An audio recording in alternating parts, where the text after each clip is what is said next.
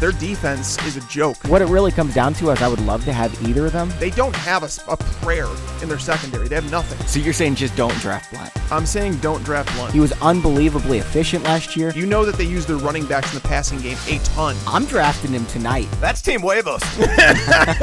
Huevos gigantes.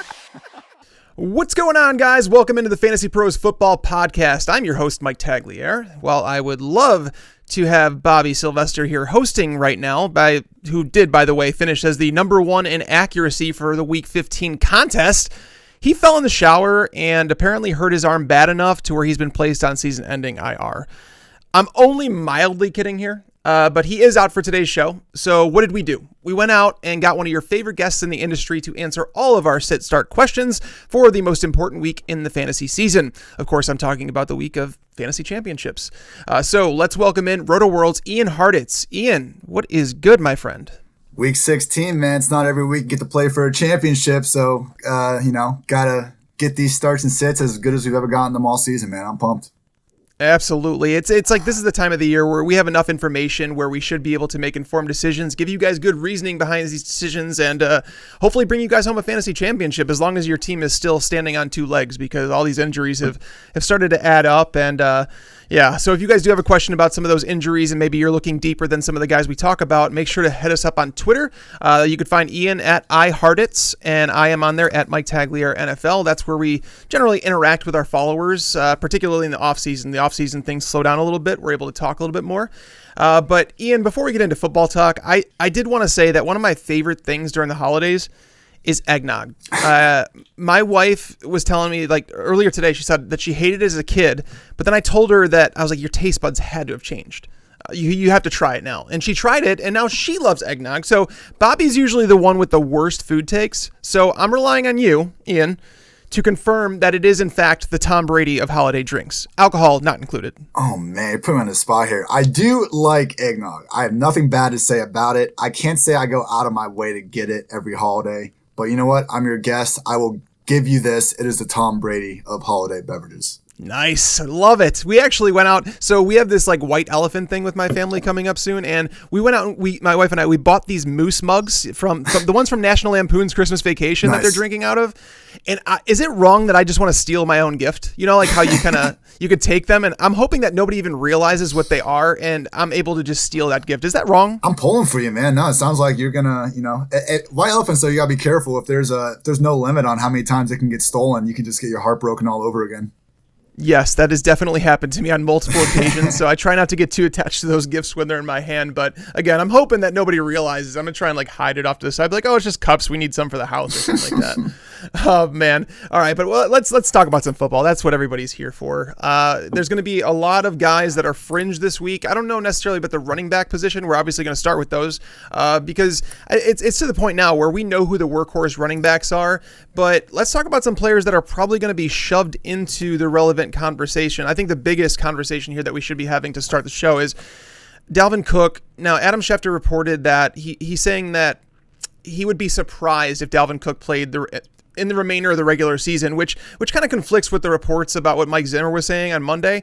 But let's pretend for a moment that Dalvin Cook sits. Where are you going to rank Mike Boone? And would you start him over guys like maybe like a David Montgomery, maybe a James Conner? I think I would. I'd be approaching Boone as an upside RB2 if both Cook and, don't forget, Alexander Mattison with this ankle are ultimately ruled out. And I saw what Zimmer said, man, but I feel like Zimmer is one of these coaches that it's hard to kind of take him at his word at this point based on what he's said about injuries in the past with Diggs and Thielen and some of these other guys. But I don't know. The big thing I'm looking at is the Vikings clinch a playoff spot if the Rams lose on Saturday night. So they would need the Packers to lose on both Monday night and then again in Week 17 against the Lions. Seems pretty unlikely. I mean, most signs point towards the Vikings just comfortably getting in as the wild card. Now, how much they gonna let that impact their decision making with Cook, I'm not sure. But if Cook is somehow active, like limited snaps are a very real possibility, which will kind of hurt all these guys. But if out, I think you can go Boone, in that kind of RB 16, 17 range overall. Yeah. All right. So let's do a real hypothetical here, because I believe that this stuff is actually happening to one of the many listeners we have to this show, is that they're looking at their roster and they have their first two running backs set. Let's say that they have Joe Mixon and then they have Aaron Jones. Okay. Those are their two starting running backs, and they're thinking about a flex. And let's say they did get Mike Boone on the waiver wire this week. Do they risk the fact, like, let's say Dalvin Cook is a game time decision that we're not sure until, and that game's Monday night, so it's going to be a little bit worrisome there, and you're sitting there and you have someone like Carlos Hyde on your roster and you're trying to choose, do I play Carlos Hyde or do I wait on Mike Boone? Where do you draw that line? If this was someone like Carlos Hyde, I think I would wait on it, because if you're getting the lead back of this Vikings run-first offense, I mean, against a Packers defense that is much better against the pass and the run, that's just so valuable. And, you gotta know how, risk adverse you want to be. If you're a big-time favorite, okay, maybe you just fire up Hyde. But if you need points, like, there's no more upside around the league that you're going to get out of that flex spot than potentially Boone. I mean, I truly do think this guy's talented, and if we're looking at a 15 to 20 touch role, maybe even more, depending on how they really feel about Amir Abdullah, that's gonna be one of the more valuable backs in this slate. I mean, I know I'm saying upside RB2, but if you really want to just say like how many guys are projected to even get that many touches, I don't know that we can name 12 more. Yeah, that's where the issue comes in. My biggest concern with Boone, I talked to Bobby about this on our waiver wire show, is that what happens if the Packers jump out in front in that game? The Vikings secondary has been very susceptible to the pass. They can't seem to stop wide receivers right now. So let's pretend that the Packers jump out to a 2-score lead. All of a sudden, Mike Boone is in a little bit of jeopardy because he's not really known as a pass catcher in that offense. So that's my concern about him. But okay, right now, we're gonna move forward as if Dalvin Cook's not playing. We're gonna say Mike Boone. I'm gonna give you a couple guys: Le'Veon Bell, James Conner, Raheem Mostert. Would you play him over all those guys? All of them are in pretty tough matchups. Conner against the Jets, Le'Veon Bell against his former team, the Steelers, and then you have Raheem Mostert against the Rams. Oh man, sitting Le'Veon in a revenge game. Oh, this one's tough. I think I would start Boone over all those guys. Yes. I would agree with you on that. I like when Bobby does this because it kind of gives you an idea as to the players that you're talking about in what range, and I think that's fair to say that Mike Boone is in the range with those players. But one player I would start over all those guys we just talked about is Devonta Freeman. Are you with me on that? Ooh, Freeman this week?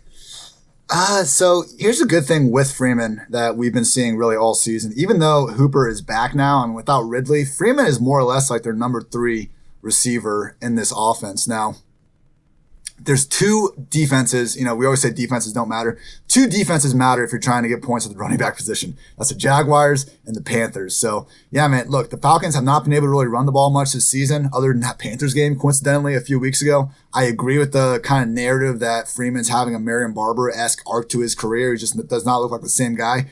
But when you're facing this Jaguars defense that has, 5 off-ball linebackers on IR at this point? Absolutely, man. That matchup is way too good. He's been working as the clear RB1 because, when Ito was there, it was more a 50-50 split, but they don't trust Brian Hill the same way. So, featured back, 70% snaps, 20 touches, in the best matchup. I'm with you, man.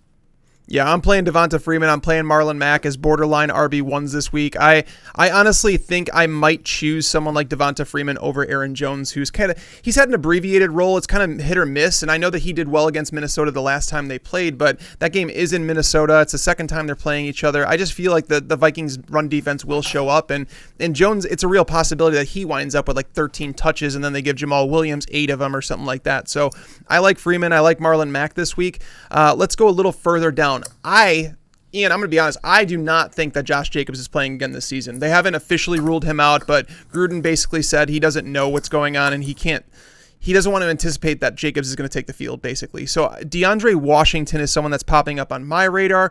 I currently have him at RB23 if he kind of takes over the starting job. Jalen Richard is going to be mixed in a little bit, but we've seen DeAndre Washington step into that job already this year. The Chargers, you really don't throw on that defense. It's more of a team that you want to run the ball against. So DeAndre Washington, how do you feel about him if he goes this week? I'm kind of on the same page as you. I thought, when Jacobs was out 2 weeks ago, I thought Jalen Richard would kind of be a lead back because he had worked ahead of Washington behind Jacobs, but clearly now Richard is their scat back no matter who is in there. But it's going to be Jacobs if, he's the starter, if he's healthy. If he's not, it's DeAndre Washington taking that role.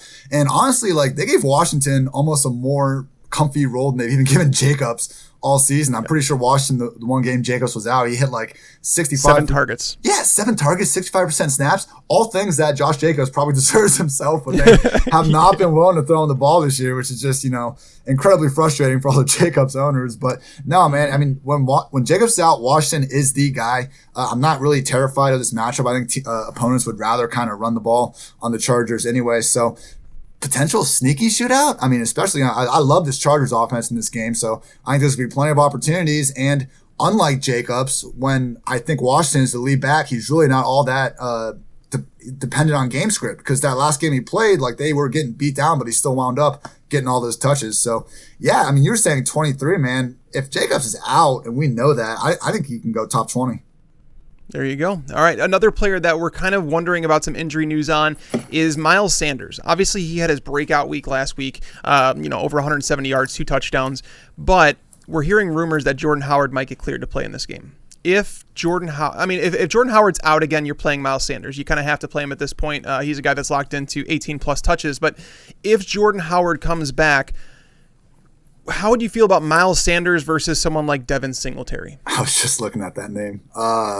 I think I would play Myles above him, because even if Howard's back, we've seen Myles, his use as a receiver is just so different than anything Howard can bring to the table that I still think we can be comfortable with a 12 to 15 target and carry projection from Sanders. I mean, he was their best player on the field last week. I don't think they're all of a sudden just going to sit him on the bench, and Jordan Howard still has not been cleared for contact with his shoulder injury. I mean, if we've learned anything with the James Conner saga this year, it's, shoulder injuries for inside the tackle running backs are terrible. It's like a high ankle sprain for them, because it's what they're using to run all the time. So I'm still going to lean on Myles here. And honestly, if Howard's back, then I really love Myles in DFS just for lower ownership.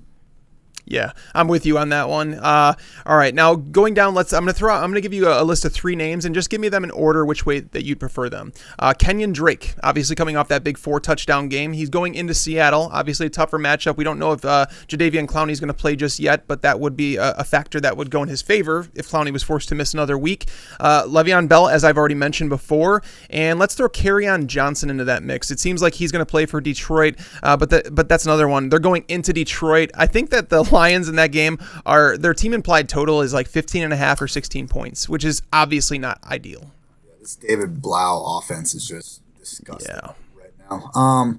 It's impossible for me to trust Kerryon right now. And I know their running backs are even banged up, but it's him coming back. Look, it took him pretty much like a year and a half to start to give the guy a feature role, and he immediately gets hurt when they start piling it on him. I think a lot of things indicate that he could have limited touches this week. Not Bell. So I'm sorry. Who was the first one? The first one was Kenyon Drake. Yep. Sign me up, Kenyon Drake. Even before last week, I mean, the guy was getting 14 to 15 touches a game. I think the Cardinals' offense is finally starting to peak a little bit. I mean, they looked awesome last week. I know it's a tougher matchup, but I mean, just out of these offenses, I want the Cardinals. Yeah, I'm with you on this one. Drake, the only concern I had going into last week was that David Johnson, is he getting healthier? Is that role going to grow? And coming off that 4-touchdown game, I have zero concerns about Drake now. He's going to take that workhorse role. And Seattle, it's all about those touches, right? If you can get the touches against Seattle, you're going to be just fine. Basically, I went through this last week with Christian McCaffrey in DFS and saying that the Seahawks actually rank they're allowing the 5th. It was coming into that game. It was the 5th most fantasy points per opportunity to running backs, and after that game against Christian McCaffrey, it's now the 3rd most. So it's not a matchup to fear with Kenyon Drake. So I would play him. I'd play Drake over James Conner. I'd play him over Mostert. I'd play him over David Montgomery, Le'Veon Bell, all those guys. So let's go a little bit deeper, Ian. Let's talk about guys like Kareem Hunt versus Baltimore. This is a brutal matchup against Baltimore. That's a healthy defense. Some people are going to say, well, Nick Chubb got the best of them, earlier in the season, but they were missing Brandon Williams in that game. They've obviously changed some things in their secondary. They've got a little bit healthier. I don't like Kareem Hunt very much this week against Baltimore. Would you play someone like Adrian Peterson or Patrick Laird over him? Oh, God, not Laird, especially after he split snaps 50-50 with Gaskins last week. I was fine with Laird when we had that 82% workhorse role. But, it's hard enough for any running back to do anything behind this Dolphins line of scrimmage. Like, I feel like the hate on Kalen Ballage is almost a little extreme just because, like, we saw Kenyon Drake average 3.7 yards there, and he goes to Arizona, and now he's 4.8, 4.9. Clearly, it's not a very friendly environment for any skill position player in Miami. I don't know, though, man. I think this actually sets up pretty well for Hunt. I mean, they've been used so equally recently. I mean, last week, Chubb, all right, so since Hunt got back in week 10, Chubb's been at 65% snaps. Hunt's been at 59. It's a 2 running back committee, but because they use Hunt as so much of a pure slot and pure wide receiver, they overlap on a lot of their snaps. And in a spot where they're probably going to have to be coming back and, working from behind on the scoreboard, that spells out Hunt. We've actually seen him out-snap Chubb in these last few weeks when the Browns have been trailing. They're using him as their number 3 receiver pretty much behind Jarvis and OBJ. So, Chubb can always go off. We saw him do it against this Ravens defense. He can do it against any defense. But I think I'm still signing up for Hunt this week just for that pass game floor because it's been as high as any other back in the league since he's gotten back. Yeah, would you play Hunt over someone like Kerryon?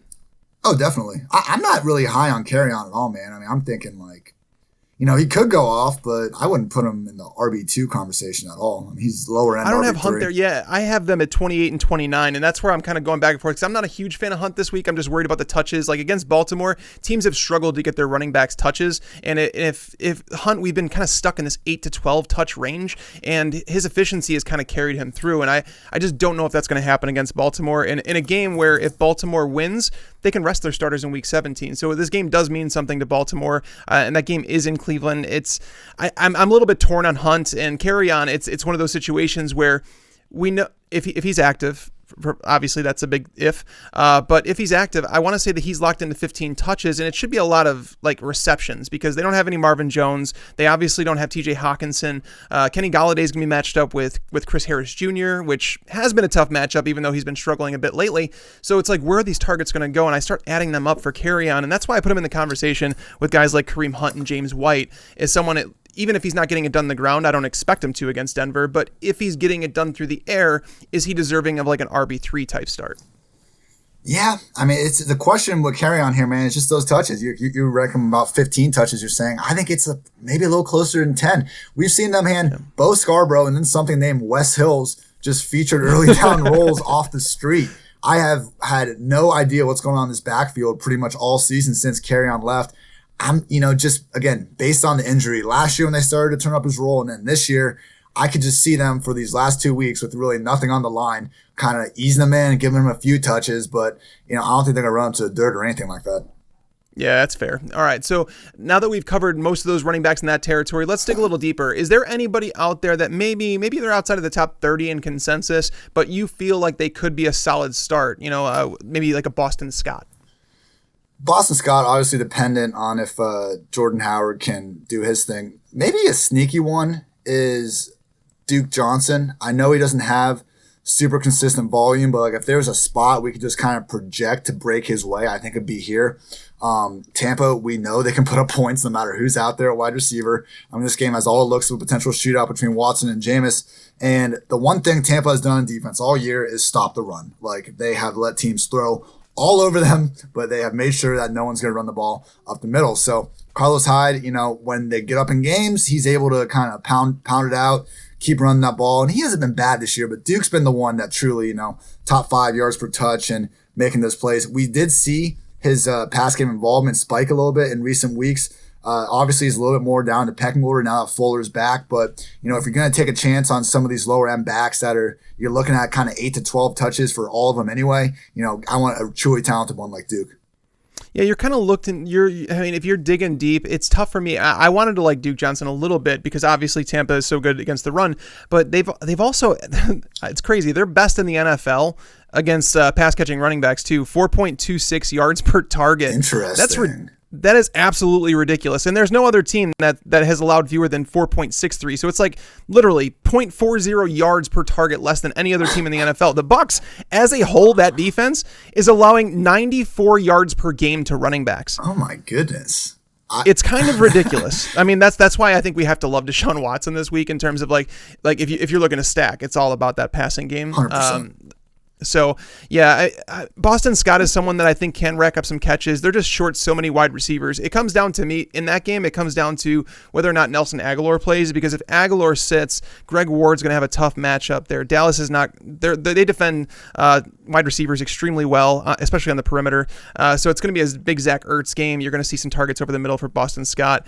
I don't think I want to play Chris Thompson. They really didn't give him much work last week, and it's an ugly situation. But yeah, it's not, I mean, I don't know if any teams are in the championship that are looking this deep, but if you guys do have questions, make sure to come over to Twitter and ask us about those. So let's move over to the wide receiver position. We have the usual guys that we don't need to get into the Julios and whatever. But what about some? I'm gonna bring up a bigger name, and I have him ranked higher. I don't believe that it's really a conversation for me, but a lot of people are going to be wondering off the bad game. Let's say that they kept Adam Thielen on their bench last week because they wanted to make sure he made it through an entire game, and it was a brutal matchup against the Chargers. So I was worried about that game with Thielen. I had him ranked outside my top 40 wide receivers. This week, I have him top 20. How do you feel about Adam Thielen against the Packers? I think it's fair to definitely bump him up a lot. I mean, look, the problem with Thielen all season before the injury was just volume. I mean, the first 6 weeks of the year, we were wondering if Diggs and Thielen, if either of them could be, high-end fantasy producer, just because when they could get up, we were seeing Cousins throw the ball 10 or 20 times a game. I mean, it was absurd, especially earlier in the season.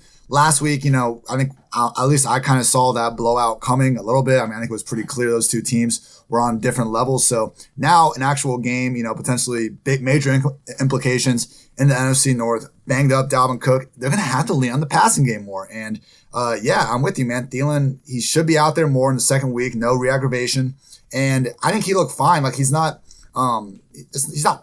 I got asked on a podcast yesterday, is Adam Thielen dust now? Like, no, he's fine. He's just been hurt, right. And it's been about opportunity before he was hurt. So as long as they're throwing the ball, he can get open against any defense in the league, including this Packers one that, and when they did play earlier in the year, they were not using Jair Alexander or Kevin King in shadow coverage. Even if they do that, I think Thielen can win it. So top 20, I might have him a little more like in that 22, 24 range, but he's definitely in that wide receiver 2 range for sure.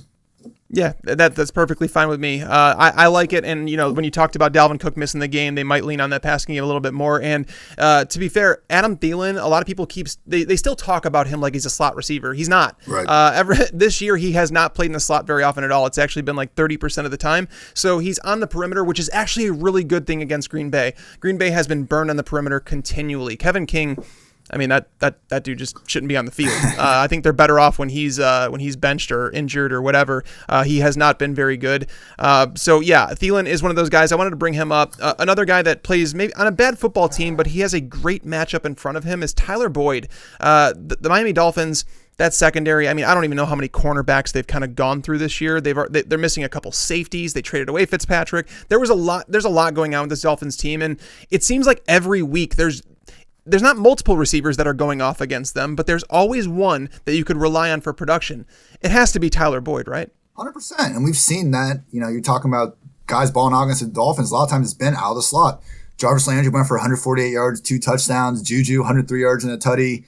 Crowder had a big 8 reception, 80 yard in a touchdown game. I mean, even Golden Tate, he had 1 catch last week, but hey, at least it went for a 51-yard touchdown. I think that's the best spot to attack this defense. I love Tyler Boyd this week. I'm firing up as a kind of top 20 option because when he's been with Dalton, we've seen he has true wide receiver 1 upside. In week 2, he was the PPR wide receiver 9. In week 5, he was wide receiver 8. He's had some duds along the way, as has everyone in this Bengals offense. But, even once Dalton's came back in week 13, he was wide receiver 20, wide receiver 33. Last week, obviously, Gilmore wiped him off the face of the earth. But we've seen consistent wide receiver 2 to wide receiver 3 production out of Boyd, with the upside for much more. And when you have this matchup that screams much more, I think you need to start Boyd in all lineups. Yep, I have him top 18, so I'm glad we are in sync on that one. Nice. Let's talk about a couple guys that are in wide receiver 3 territory in the ECR, and one of them is coming off a bad game. I'm just going to have you rank them in order how you'd play them. Brashad Perriman, Jarvis Landry, and Michael Gallup. I would go Gallup, Landry, Perriman. Are we really going to give Perriman, no doubt, wide receiver 2 treatment? Come on. It's amazing to me. Hold on a second. So I'm going to ask you this then. So I know I'm jumping around here just a bit, but Jameis Winston is currently, I'm not on board with this, but he's currently the number 4 quarterback in ECR. And if you guys are listening, you don't know what ECR is, it's expert consensus ranking. All the analysts in the industry put their rankings in, and it basically gives you an average of what it is. He's at number 4. How is he at number 4 when Brashad Perriman is ranked outside the top 20? Justin Watson outside the top 40. Do you guys think that OJ Howard is going to be the tight end 1? I mean, it's possible, but who's going to produce then?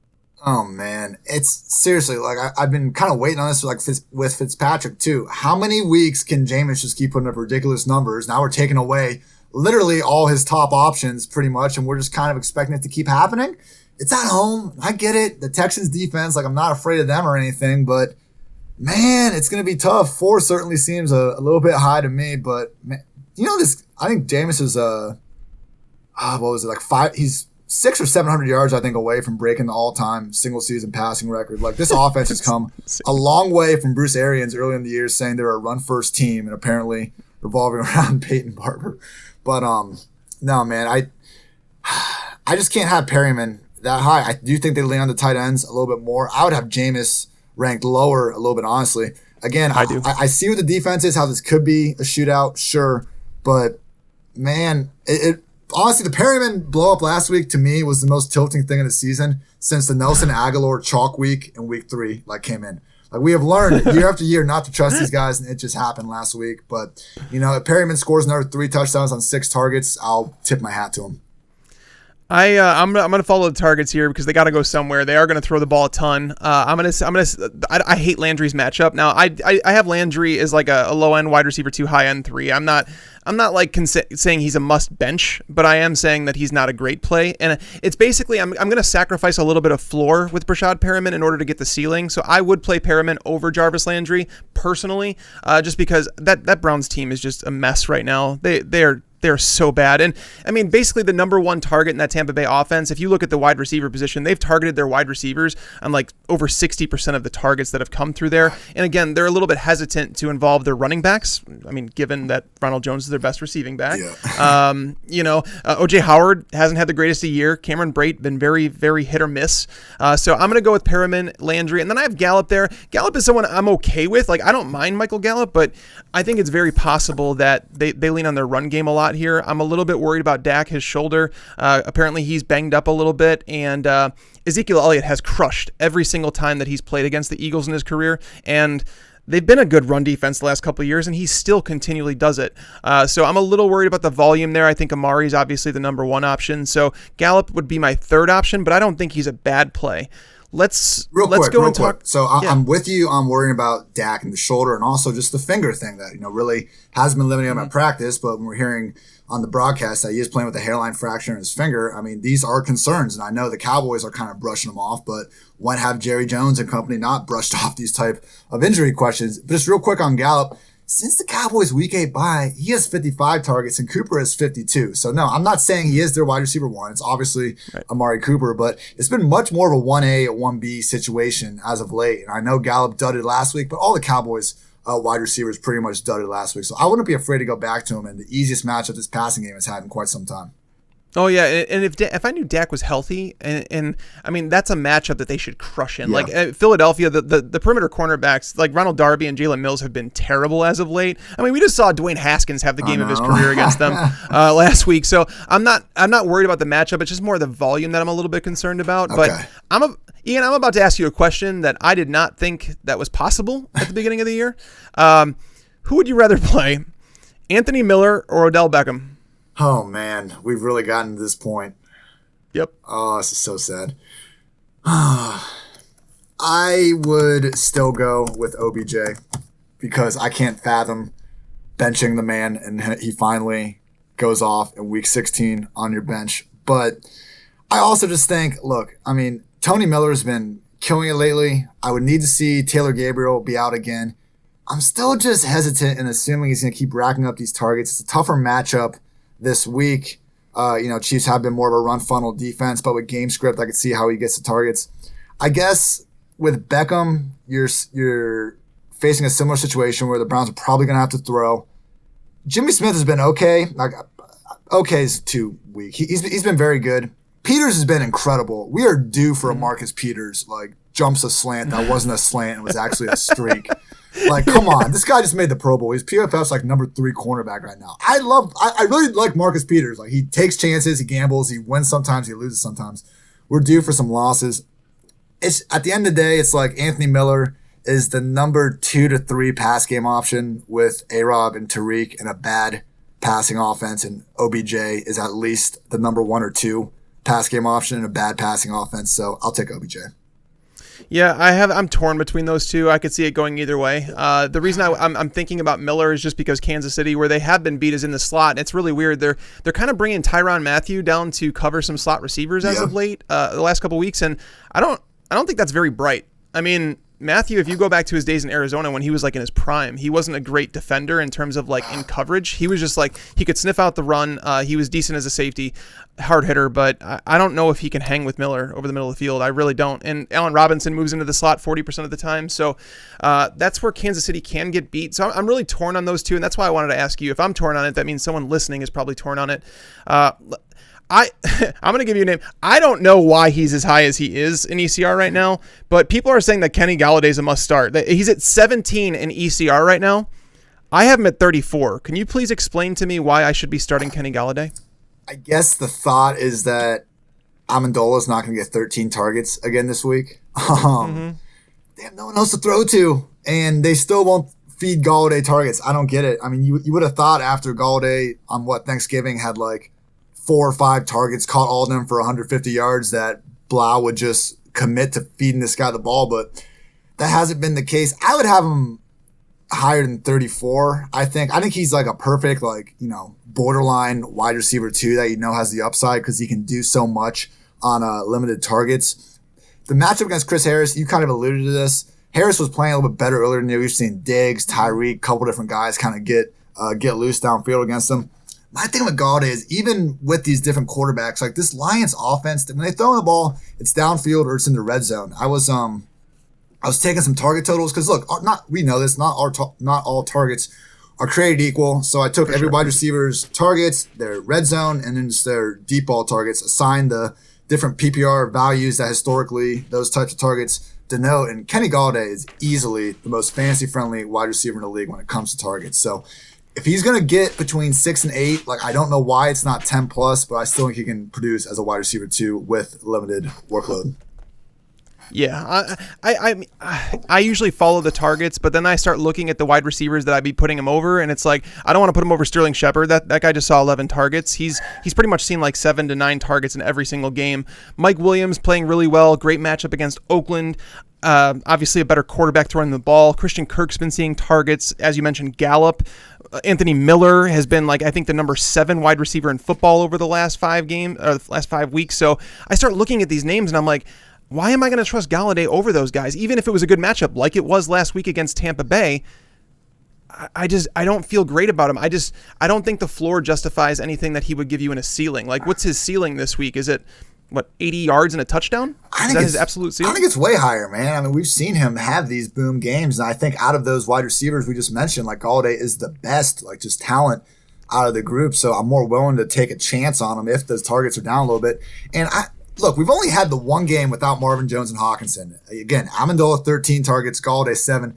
No one else more than 5. I mean, I'd be surprised if they continue to feature Amendola above Galladay. It seems like a bounce back spot. And all those other guys we're talking about, Gallup, Kirk, to a lesser extent, especially Mike Williams, I mean, they're in crowded offenses with 4 or 5 like very competent receivers. Right now, Detroit has 2. Mm-hmm. Yeah, David Blau is enough to downgrade it for me, though. That's the one bad part. Yeah, and like, even the 150-yard game or whatever it was against the Bears, a lot of it came on a broken play. That was a play where Prince Amukamara basically was standing still, and Galladay ran past him, and he was 10 yards wide open. I think that's why Blau was able to hit that. Yeah. Ever since basically that first quarter against the Bears, Blau has looked absolutely terrible. So again, it really comes down to, for me, it's like justifying floor and ceiling.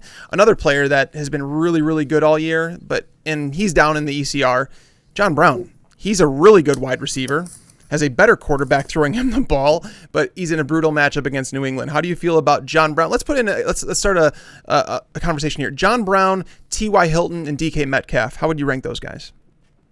I would. Oh man, that's tough. So I think Metcalf has a sneaky tough. I think he's gonna get shadowed by Patrick Peterson. I've seen the grades. I've seen how Peterson's done shadow covers this year. It's not been great. Not been the normal guy. He looked better last week. Yeah, he looked very good last week. I think it makes sense if he was starting to round out in the form. And just think about the guys that have beaten Peterson. Emmanuel Sanders, like Michael Thomas, like some of these awesome route runners. Metcalf is not that. He overwhelms people with his physicality and speed. Peterson can still keep up with that. Like he can handle that. So I'm downgrading Metcalf in that spot. It's just Hilton, they're saying he's going to play more. I think I would go Hilton over Smokey, just barely. Because, look, man, I just don't want to mess with Stephon Gilmore. I mean, we've seen he has not allowed a touchdown to anyone he's shadowed all season. I believe I would need to go back and watch it. I think Smokey actually got loose against Gilmore when they played, and Allen kind of missed him on an overthrow. But that's kind of life with Josh Allen. It's just this game has, I think, a 37.5 point total right now. It's just one of the lowest implied games. John Brown better, convert on his 8 or 9 targets. Hopefully he gets that many. And it's going to be just a worst possible case for him to do so. T.Y. Hilton, at least he's the number one guy in that offense. I mean, they fed him 9 targets last game, even though his snap rate was below 3 other receivers. John Brown, they force-fed Cole Beasley in his last matchup. I'm not sure if that was a one-off thing, if it was more because they wanted to avoid Gilmore, but I do think Hilton is a slightly safer play. Yeah, I have Hilton the highest of those guys too. I have it Hilton, DK, and then John Brown. Because John Brown, again, it's talking about the ceiling in terms of like he can beat Gilmore in coverage at times, and it's possible, but it's more about like playing the odds here. Yep. Let's move down. Let's pretend someone lost, and it's very possible. You've lost a lot of wide receivers throughout the playoffs, and somehow you made it to the championship game. You weren't able to land Brashad Perriman. Let's talk about some other players that might be available, or you might have on your bench. I think guys like Chris Conley.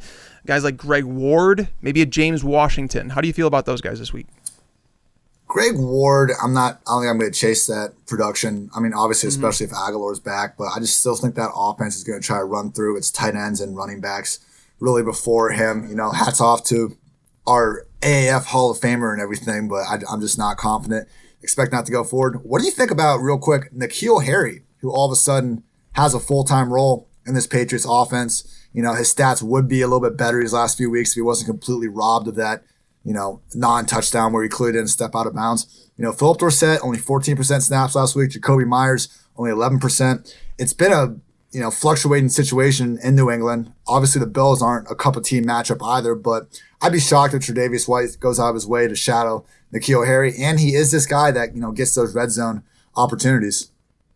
Yeah, I mean, I've looked at that because obviously you're trying to find some value here in it. And if Julian Edelman's playing through some injuries, the best matchup against the Bills is in the slot. And even then, Edelman obviously isn't going to get shadowed by Tre'Davious White. So even if Harry doesn't get shadowed, he's probably going to see him half the time anyway. True. So that's obviously a brutal matchup against Tre'Davious White. And looking at the matchup against the Bills, I want to say there's been no wide receiver that's topped like 63 yards unless they've seen like 8 or more targets against them. Like it's something ridiculous where it requires a ton of volume against that defense to do it. And okay. No, and the way that Brady's playing right now, I can't do it. I just can't feel great about N'Keal Harry. If it was a better matchup, I'd consider it more, knowing that Edelman might be playing through some injuries or whatever. Yeah. But yeah, this is. I don't want to say it out loud, but it's a game that New England should run the ball. I mean, if they can't run the ball against Buffalo, that's their weakness. It's been their weakness ever since Sean McDermott came there. They've allowed over 1 rushing touchdown per game since he came there. It's a big sample size now too. So that's where they should be attacking because Tom Brady, he just hasn't looked great, and they will pressure him. So.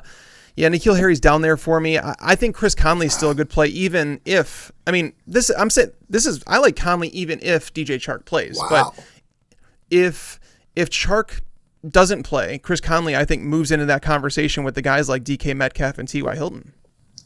Yeah, I mean the problem is I'm just not that confident that Conley is going to work ahead of Keelan Cole and Dede Westbrook if Chark doesn't play. I mean just this whole Jaguars offense. I mean all year Chark has clearly been number one. But I feel like with Westbrook and Conley, it's just gone back and forth. Even last week, Westbrook was their number one receiver in terms of snaps, but he saw, if it wasn't a season low, it was very close, only 4 targets. And again, I could just see that flipping. I know the matchup against the Falcons is good, but with that said, they have been playing their best ball since their bye. I think they're 4-2 in the last 6 games. And a lot of that has been their defense no longer kind of being this terrible unit. My only problem with like Conley and James Washington is they're in run-first offenses that, again, I don't think the target distribution in the pecking order is all that clearly defined. I mean, James Washington, he's been producing lately, but at the same time, the Steelers want Duck to throw the ball 20 or fewer times per game if possible. If Juju's coming back, I mean, I have no idea between Deontay, Washington, and Juju who's going to get, those yards. I know we're talking like in the 30s and 40s anyway, so all these guys kind of have those concerns. So I guess in that vacuum, I'll give you Conley for the slightly better. I don't know then. We're playing the Jets, though. No, I'm going with James Washington if we're going between those two. Yeah, that's basically why I threw him in that bunch, because I don't like playing wide receivers that are tied to Duck Hodges. Yeah. I really don't. And it's kind of like the Jets, right? You just don't want to tie yourselves to those offenses if you don't have to. And that's kind of where we're at. One player that I struggle to rank every single week, and I can't justify putting him as high as ECR has him. I'm looking at it now, and I don't get it. Marquise Brown is in wide receiver 3 range. I love Marquise Brown, the player, and I think that he's going to be a star in this league, but the last 3 weeks, 1 target, 3 targets, 4 targets. Can you play him with any confidence at all? No, and you said it, that's a problem. I mean, he has 1 game with 5 or more targets since week 5. It's earlier in the year, it was fine. He had 13 targets in week 2, 9 in week 3, 7 in week 4. Everything was great. He looked like this true kind of high-end boom or bust wide receiver, but now it's like even his booms, like week 12 was his last really good game, and he had 42 yards and 2 touchdowns. Like, he's just not even really getting the air yards, it seems like, anymore to have these massive games. So, no, especially not. I mean, I remember when they played the Browns in week 3, I was all over Hollywood because it was when Denzel Ward and Greedy Williams were both out. But especially in this matchup when he's actually facing 2 cornerbacks that can run stride for stride with him, no, this doesn't seem like Hollywood week. That's how I feel. That's how I felt when I was looking at it. So, all right. So, I know that you dug deep with that N'Keal Harry one. Is there anybody else down there that you can go? Maybe someone like Steven Sims for Washington came out and racked up a lot of targets last week. They're playing against the Giants, who, they cut their best cornerback last week, Janoris Jenkins, and he wasn't playing like great, but he was their best cornerback, and now they're in the situation where they're stopping the run extremely well ever since they got Leonard Williams. I think it's under 3 yards per carry over the last 5 or 6 games. So they do have to go through the air a little bit. We saw Dwayne Haskins being competent last week, and against the Giants, is it possible that Steven Sims, if someone's looking for a replacement, let's say it's a PPR format, would you feel okay sticking him in a flex as like a last-ditch option over someone like maybe Zach Pascal or Corey Davis? Short answer, no. I'm just not going to chase this production when it was, like you said, by far Haskins' best performance of the year. And, I don't think the Eagles I wouldn't call it that much better of a matchup than facing this Giants secondary, but still a better matchup. I have enjoyed, because, Sims has been their kick returner all year. He's been fun to watch. He's a fast dude, but just anyone beyond Terry McLaurin in this offense, I'm just super hesitant going after. One guy who we did see a usage shift with last week that I think is kind of under the radar right now is Albert Wilson. Devontae Parker, 94% snaps last week, and Wilson was right there at 80%. They pretty much, it used to be all year, it was Allen Hurns working alongside Devontae, but now they're having Hurns split snaps with Isaiah Ford. So Mike Gesicki is very involved in this offense as well, but this Dolphins-Bengals game, man, I sent a tweet out earlier. I'm excited for this Dolphins-Bengals game, and it feels so weird to say that, but it's got a pretty good total. It's got a pretty decent pace with Dalton out there. I think these teams can move the ball on each other's bad defenses. There's going to be some points scored here, and Albert Wilson, he looked healthier last week than he has for most of the season. Don't forget, he was historic last year with some of the just yards per route run numbers he was putting up. I do think he's a good football player, and if they're finally going to feature him more of a full-time role, I like the matchup against the Bengals. Yeah, and it's a cheap game to stack, and like in DFS, we'll talk about that in the show tomorrow. For sure. But yeah, I do like that game. In Cincinnati, they faced below less than 30 pass attempts per game this year, and it's because teams haven't really had to pass, but we know that the Dolphins can't run, so we might see Fitzpatrick go bananas in that game. That's actually a good spot to transition. Let's go over to the quarterbacks and talk about some of those guys that we're thinking about streaming. The guys that are automatics in lineups, as far as I'm concerned: Lamar Jackson, Russell Wilson, Deshaun Watson, Drew Brees. I think Patrick Mahomes probably fits that conversation. I know that the Bears have not allowed a quarterback to finish better than QB 12 against them all season. However, over the last 4 weeks, we've started to see quarterbacks toe that line. Their defense is all banged up. They're going to be missing. It seems like 3 of their best players in the front 7. So I'm not worried about Mahomes. But I mean, Jameis Winston is considered, like, in terms of ECR, he's at number 4. I don't consider Jameis Winston a must start this week. Do you? No, especially not if you have one of those top other 4 guys. What about Tannehill? What about Tannehill or someone like Dak Prescott? Would you play them over Jameis Winston? Problem running into those 2 guys is Tannehill, the volume's been an issue all year as long as the offense runs through Derrick Henry, which it seems like it will continue doing. And Dak, we mentioned his injuries. Oh, gosh. Jameis, the thing with Jameis is, at least lately, I mean, he's gone 42, 45, 33, 28, 51, 48, 44, 43, 54 pass attempts. I mean, when he's throwing the ball almost twice as much as these other guys, it just doesn't really matter if he's not in as good a spot or if he's not got his wide receivers. He's just got so much more opportunity. I don't love the spot either, man, but now I'm struggling to put these guys. I mean, I don't love Jameis being at number 4 either, but I'm struggling to put these other guys in front of him. You know what I'm saying?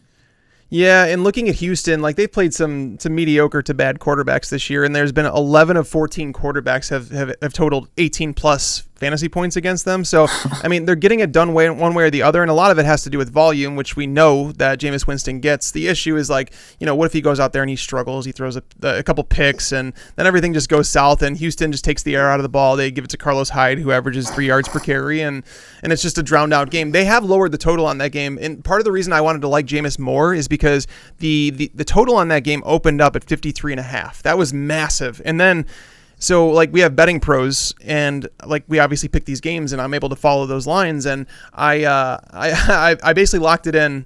I had the under on 53. I didn't like the over on that one. It has dropped all the way down to 49.5. So clearly there's a lot of money going on the under for that game, and Vegas is starting to catch on. So Jameis Winston, it's a risk reward play for me.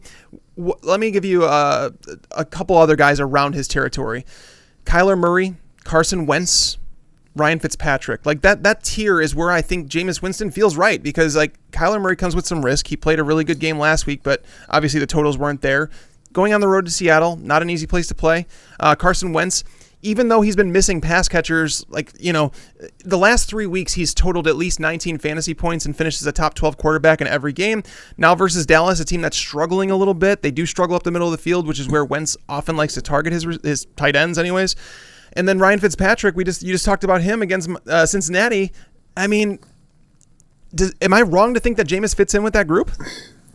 I think because of the volume concerns with Dak and Tannehill, Jameis is ahead of those guys, but I think I'd be fine with putting Prescott and Tannehill ahead of Jameis. I think he's closer to like 7 to 8 than kind of on that QB1 borderline. The only guy I think I might put ahead from that group was Kyler Murray, just because he did play really well last week. I mean, Kenyon Drake's, all 4 of his touchdowns came from inside the 20-yard line. If 2 of those go Kyler's way, I think we're having a much bigger conversation about him. And just out of that group, I mean, other than Lamar and Josh Allen, I mean, Kyler's got the highest rushing floor in the league at this point. And we saw that last week where his hamstring was fully healthy and he was reversing field on everyone. So, no, the matchup against Seahawks isn't great, just the fact that you're going into Seattle. But as you mentioned earlier, if Clowney's out, that changes things a little bit. And also Shaquille Griffin, who's been like their one good member of the secondary, especially at cornerback, all season. He missed last week with a hamstring injury. So if Kyler's getting a banged up version of the Seahawks defense, I think they can at least put up points as Russell Wilson and company inevitably, score a million on that defense. So yeah, if Shaquille Griffin is out again, which is possible, again, a hamstring 1 week out, that typically doesn't fix the issue. Yep. But if he's out again, I think Christian Kirk just goes bananas. That would be obviously on the DFS side of things. All right. A couple hypotheticals, and this is, again, these are questions that we're actually asking in 2019. Would you start Ryan Fitzpatrick over Aaron Rodgers? Wow. Oh, man. Yeah, I guess I would. Everything lines up so well in this Bengals game, man. Like, I do this article every week called the Mismatch Manifesto. I just take stats from both sides, kind of combine them, so we're not going, oh, this is a good matchup because third best offense in this is playing the 27th ranked defense in this. Just kind of lets you compare easier across matchups. And everything in this Bengals-Dolphins matchup is just great on both sides of the ball. I mean, they can both create explosive plays to the passing game. They both have pretty decent pace, so they're going to be running a lot of plays. I mean, not both these defenses suck. Both the offenses are at least competent at doing some things. And I guess I want Fitzpatrick over Rodgers, who, man, he played better last week after that 2 weeks ago, but this offense just has never quite meshed the way we thought. Other than Devonta Adams, they have no constant in the passing game. It should be Aaron Jones, but it just hasn't been. I don't think he even had a target last week. I mean, hats off to Lazard for making a big play every once in a while, but I'm not willing to just go at Rodgers and hope that Devonta Adams goes for 200 plus and a couple of touchdowns, because that's the only way he's going to get his production. It's kind of what you need. And I talked about this in the live stream, saying that the Packers, they're a team going into the playoffs. Like, name one thing that they do extremely well. I can't do it. Outside of Devonta Adams and Aaron Rodgers, that's it.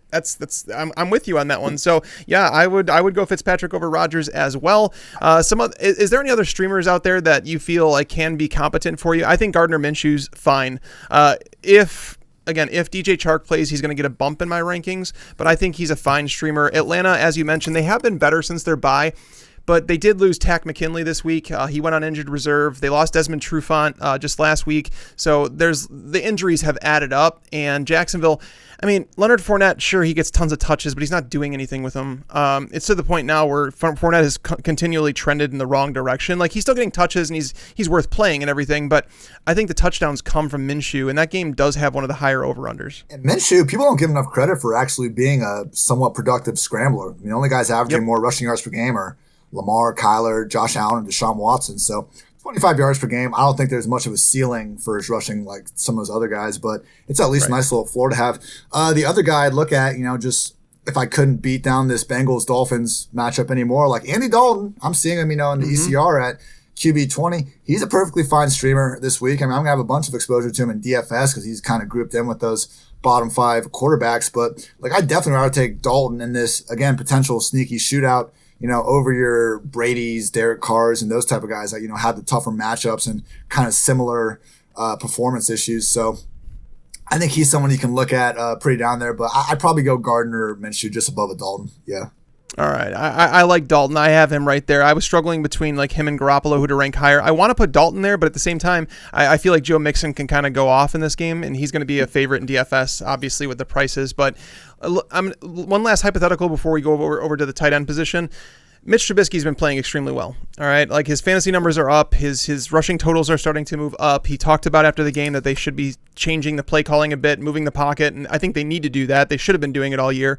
But do you play Trubisky, who's hot, over someone like Jared Goff and Josh Allen, who are in brutal matchups? Jared Goff against San Francisco, he's been bad against good defenses all year, so I don't want to play Jared Goff. He's kind of like last on my list here. But what about Trubisky versus someone like Josh Allen in a brutal matchup at New England? I'm still going Josh Allen, and it's because he is literally their goal line back. I mean, no joke. Guys with more rushing touchdowns than Josh Allen since last season: Gurley, Derrick Henry, Aaron Jones, and Christian McCaffrey. That's it. I mean, they get inside the 10-yard line, and it becomes a Josh Allen show. Devin Singletary has 3 carries inside the 10-yard line this year. Frank Gore and Josh Allen have 28. I mean, it is truly like, vultures usually don't exist in most offenses. I think when we start chasing those narratives, usually it's just kind of that guy happened to be in there when they got inside the 5 or 10-yard line. But in Buffalo, like, he is truly their vulture. It has been good to see Mitch run the ball more. I mean, it's the best thing he brings to the table when he wasn't doing it for the entire season up until that Dallas game. So he's more effective. With that said, mentioned before, like, Chiefs in the secondary, I hear what you're saying. Like, I don't think Honey Badger is the best slot cornerback ever, but they have been playing really well as a pass defense as a whole. I think at least going into last week, they were 6th in DVOA against the pass, 30th against the run. Game script obviously could force Trubisky to throw more than they'd like, but I don't love that matchup. I think as good as it looks, a little bit better on paper. So if the matchup's a little bit closer, I think, than we give him credit for, I think it's easily Josh Allen. There you go. All right, moving over to the tight end spot. We have our automatic starts. Like George Kittle, you're playing. Travis Kelce, you're playing. Zach Ertz, you're playing. I'm saying that Mark Andrews belongs in that conversation. Some people might differ. Are you automatically... I'm going to say that I'm not. I'm not automatically playing Tyler Higbee. Not doing it against San Francisco. I don't think that it's an automatic must play. I mean, we just saw Austin Hooper last week catch 2 balls against them on the year. They're allowing under, I think, 6 yards per target to the tight end position. They're the best in the NFL when it comes to limiting them. 5.29 yards per target. Do you think Tyler Higbee's a must start, or would you start someone like, let's say, Darren Waller or Jared Cook over him this week? I would go definitely Andrews and Waller over him. I think Cooks we can have a conversation about, but I thought the Hooper comparison was pretty spot on because like no one's going to ever mistake Higbee as being the number 1 or number 2 pass game option in this offense. Now he's been getting fed targets the last couple of weeks. A lot of those, with the offense kind of in comeback mode and just forcing the ball out a lot in these underneath areas, and without Gerald Everett there to take any of the snaps away, Higbee's getting fed. But it's been a ridiculous amount. I mean, literally over these last 3 weeks, Robert Woods, Michael Thomas, Christian McCaffrey, and Allen Robinson have more targets than Tyler Higbee. League-wide. That's absurd. There's no way that they're sitting in game plan meetings where Sean McVay is going, Todd, Robert, Cooper, you guys are great, but let's really focus on getting the ball to Tyler Higbee this week. And that's how I felt like the entire first half of the season when Austin Hooper was inexplicably producing over Calvin Ridley and Julio Jones. Some of these guys on teams that are struggling, they get force-fed targets, and we confuse that with them kind of truly being these elite pass game options at the tight end position. So Kittle, Kelsey, Ertz, Andrews, Waller, like all those guys are their offense's true number 1 pass game option. Maybe, Kelsey, you could say Tyreek Hill, but you know what I'm saying. Jared Cook, he's number 3 clearly behind Alvin Kamara and Michael Thomas. So I think that's where we can have a conversation with it because we're in that same group. But no, I don't think Higbee can be in your top, 5, 6 tight ends just because he is not even close to number 1 pass game option in that offense. That's how I feel. Now, I'm going to be fair about this one. Would you start Tyler Higbee over Hunter Henry right now? I think I go Henry for the matchup. I think there's similar guys in the offense. I know in these last few weeks, Henry's been in the gutter. He's only had like 6 targets, I think, over the last 2 games. But we've seen this in LA kind of all season. It was Mike Williams getting affected for most of the part. It was like Keenan, Eckler, and Henry might go off, and then Williams doesn't. It's just a crowded passing game. But I think the ceiling in it, in this matchup at least, like give me the Chargers passing game to outproduce the Rams passing game this week for sure.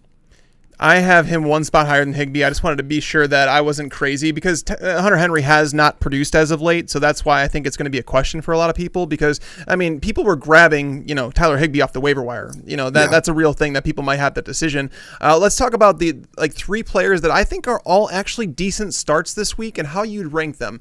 OJ Howard, Mike Gesicki, and Jack Doyle.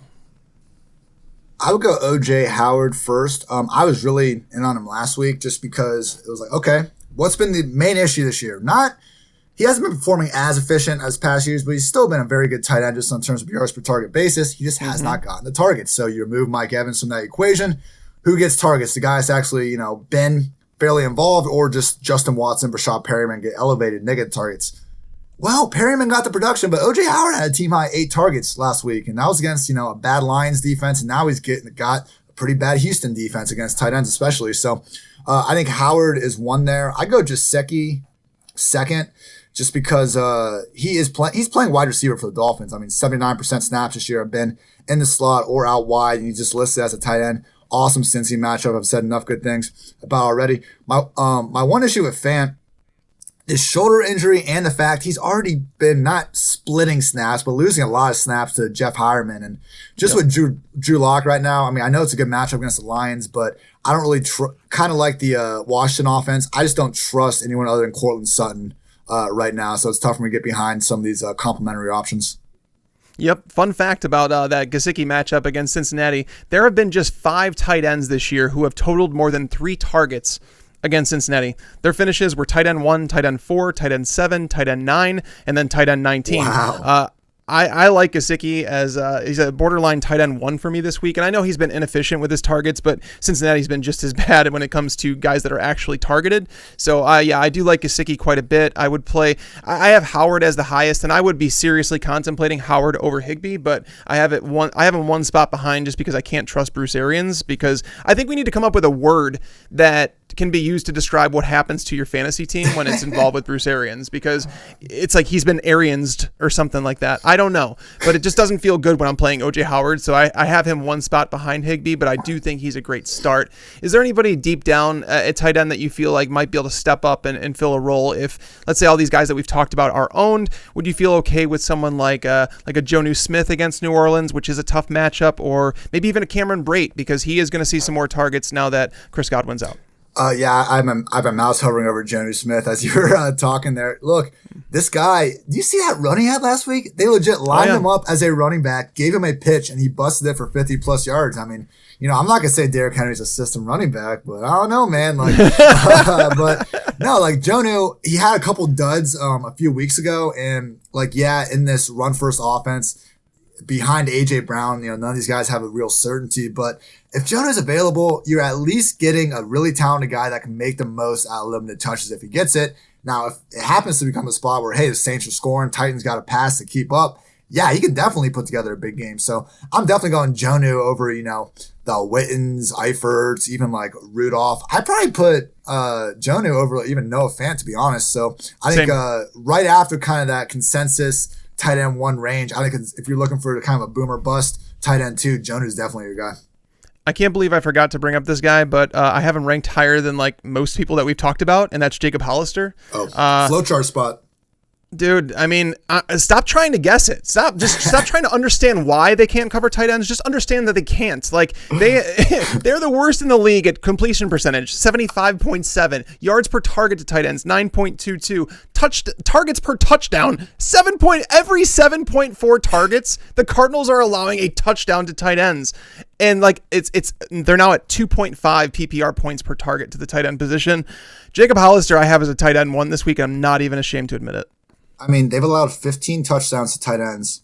The Raiders have allowed 9, and the Steelers have allowed 8. So that means that the Cardinals have allowed twice as many touchdowns to tight ends than 29 other football teams. It's insane. Again, I'm with you. I'm tired of guessing it. I mean, David Njoku was a late healthy scratch last week. And then Ricky Seals-Jones scores 2 touchdowns. Ricky Seals-Jones, who was playing behind Demetrius Harris in snaps that game, just decides to go for 2 touchdowns, like you said. I mean, yeah, I like Hollister quite a bit. Would you play him over OJ Howard?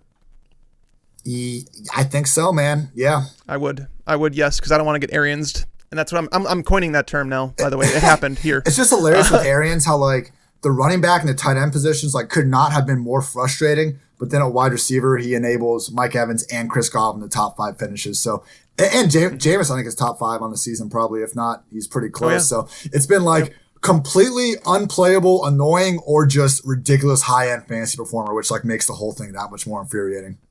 Absolutely. All right, let's close this thing out with some defenses. Is there any defense that you can find to stream in most leagues? I mean, obviously, the Broncos are one that I absolutely love. They're my number 1 defense this week.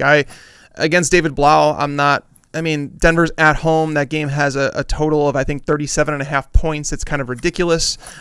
They should be owned by now, but if they're not, they're my number 1 defense this week. Is there anybody that you're looking at that's probably available in most leagues? Maybe like a Colts versus the Will Grier-led Panthers? Giving it a run. I mean, I don't hate just among defenses that are probably available. If the Jets can get Jamal Adams back, it's a big if, but them at home versus, Duck Hodges, who we've seen what he's capable of when they ask him to actually throw the ball a lot, and it's a lot of points for the opposing defense. The Vikings at home versus the Packers. I just want defenses, like if I'm going to stream someone, hopefully we've seen enough for them this year to know that they're not terrible, and if they're home versus an offense that is struggling. Like, yeah, obviously, we want to play Pittsburgh versus the Jets. We want to play Denver. Right. That's a great call. But if not, at least give me someone that has given me some signs this year that they're a decent defense and they have a good matchup. I think Kansas City is a team that I would think about streaming. I know they're on the road against the Bears, but the Bears' offense has struggled. Their offensive line is not what it used to be. The Chiefs do pressure. They do, I think, rank 10th or 11th in the league in sacks. Trubisky has turned the ball over the course of his career, so that's definitely possible. So the Chiefs are another team that I would say is available in most leagues and is just basically underrated as a defense. Yeah, they're peaking at the right time, man. I mean, all right, do you think the Ravens or the Chiefs make it to the Super Bowl right now? Because I got the Chiefs. I don't think I can't see any team stopping the Ravens just because of what they're doing on defense right now. They can limit Patrick Mahomes in the passing game in terms of maybe not stop him altogether, but limit him to the point where it's enough, where Lamar Jackson's just got to get the job done on offense, and Kansas City can't stop the run. So they can't run the ball. Basically, in the playoffs, you need to be able to run the ball, especially if you're holding a lead and you want to cling to it against a team like the Ravens. And who would have thought? I kind of went through this earlier today when I was writing it on the primer, is that the Chiefs running backs, if you were to combine them all together, they have fewer rushing yards than like Ezekiel Elliott, who's had a down year. I'm talking about all of them combined have fewer rushing yards. Like, they're just not getting it done. They're averaging under 4 yards per carry. Damian Williams coming back. Who would have thought?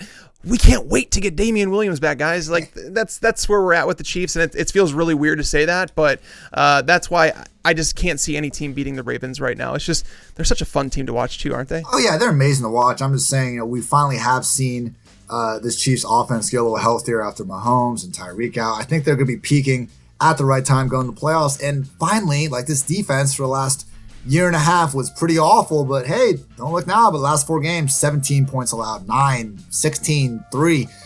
They've been shutting teams down, and I know the strength of schedule, you look a little bit closer. It's not the biggest takeaway, but, everyone's on the Ravens. I just think that, the Chiefs are still that kind of sleeping giant that if Mahomes just decides to take over a half or even 3/4 of football, all of a sudden you force Lamar and them to start throwing the ball.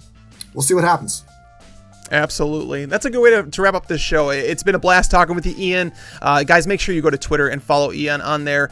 Check out his work at rotoworld.com. He's on Twitter at iHartitz. I am at Mike Tagliere NFL. We will be back tomorrow with the NFL DFS show. And until then, lights out. Thanks for tuning in to the Fantasy Pros YouTube channel. Make sure to check out our featured videos as well. Also, make sure to click that red subscribe button to get notified when we post videos in the future.